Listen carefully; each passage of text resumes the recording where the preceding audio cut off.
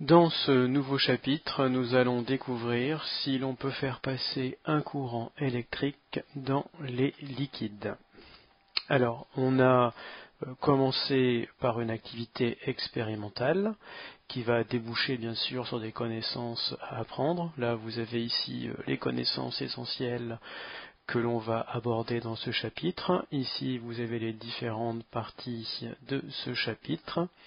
Et on a commencé en classe par cette étude expérimentale. Donc, grâce à cette situation déclenchante, on a essayé de découvrir si on est capable de faire passer un courant électrique dans les liquides.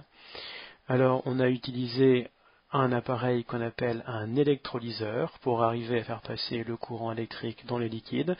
Donc en classe, on a fait un circuit à peu près identique. Bon, on a utilisé un ampèremètre à la place d'une lampe, un générateur à la place de la pile, mais le circuit était quasiment le même, le principe de fonctionnement est le même. Voici le tableau de résultats de l'un des groupes.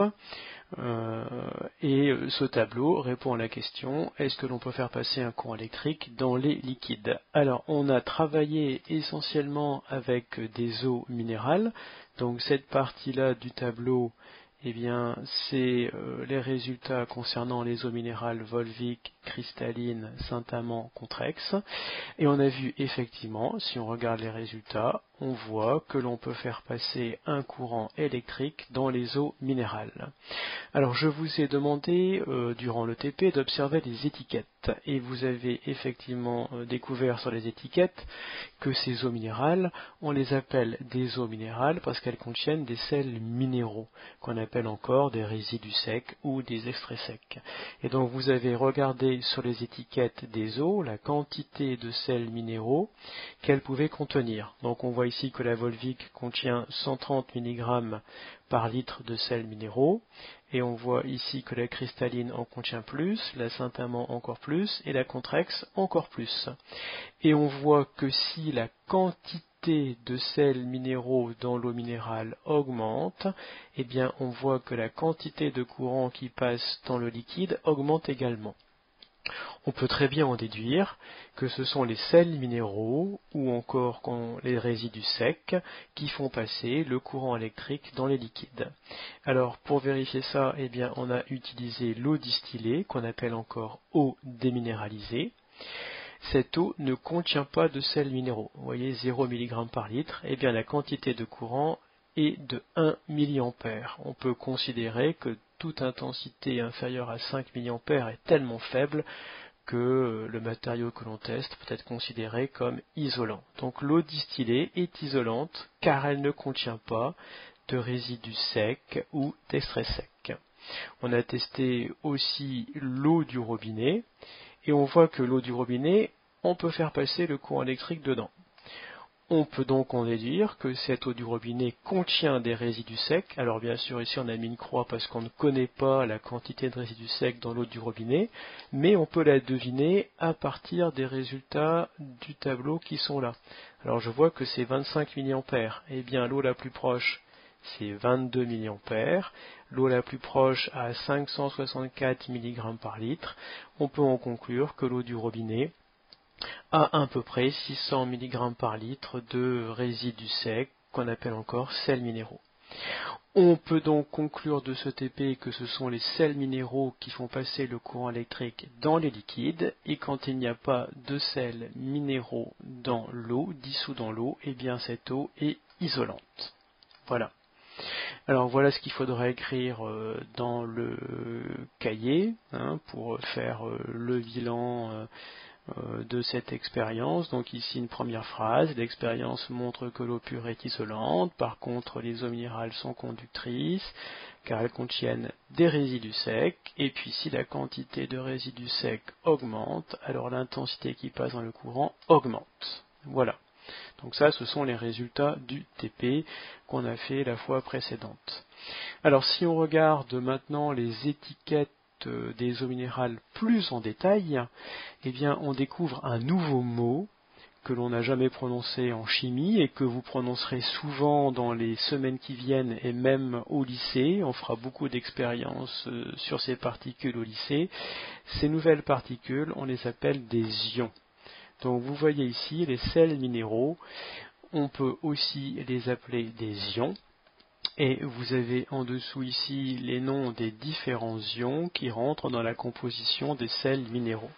On a aussi une valeur ici qu'on appelle le pH, que l'on étudiera dans le chapitre 4.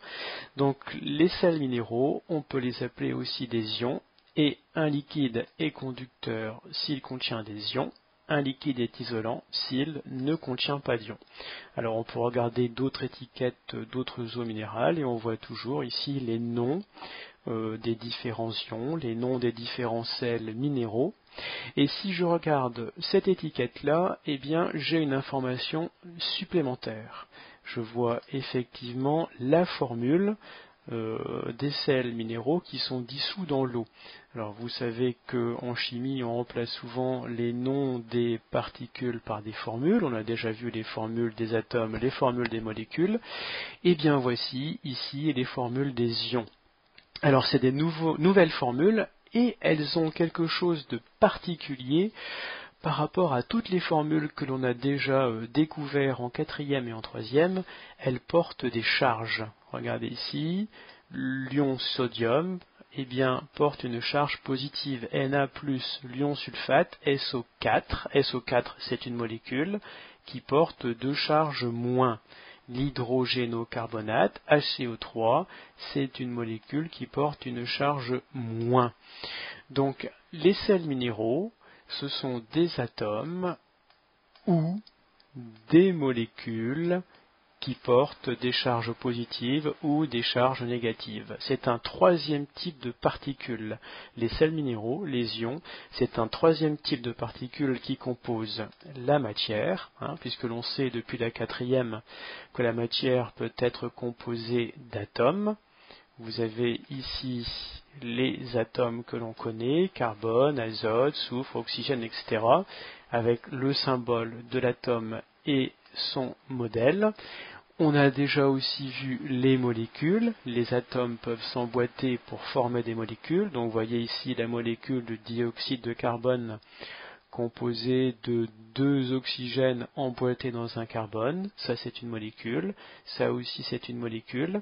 Et bien dans ce chapitre, on découvre un troisième type de particules qui composent la matière qu'on appelle les ions.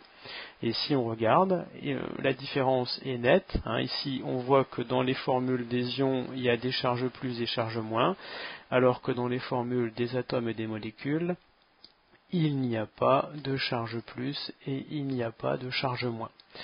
Alors, je vous rassure, on ne va pas découvrir un quatrième type et un cinquième type d'atomes qui composent la matière, de particules qui composent la matière.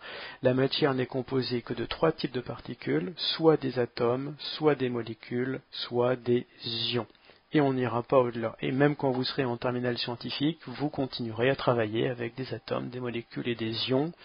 Bien sûr, si vous allez en terminale scientifique, mais même en seconde, on continuera à travailler avec des atomes, des molécules et des ions. Voici encore une autre étiquette qui contient ici les formules des ions. Donc il faudra écrire ceci dans le cahier. On découvre sur les étiquettes des eaux minérales la composition des résidus secs. On remarque qu'ils sont constitués d'atomes ou de molécules qui portent des charges électriques. Ça c'est important. C'est des particules qui portent des charges électriques. Donc il s'agit des symboles chimiques des ions. Un liquide est conducteur s'il contient des ions. Un liquide est isolant s'il ne contient pas d'ions. Voilà, il faudra écrire ceci dans le cahier.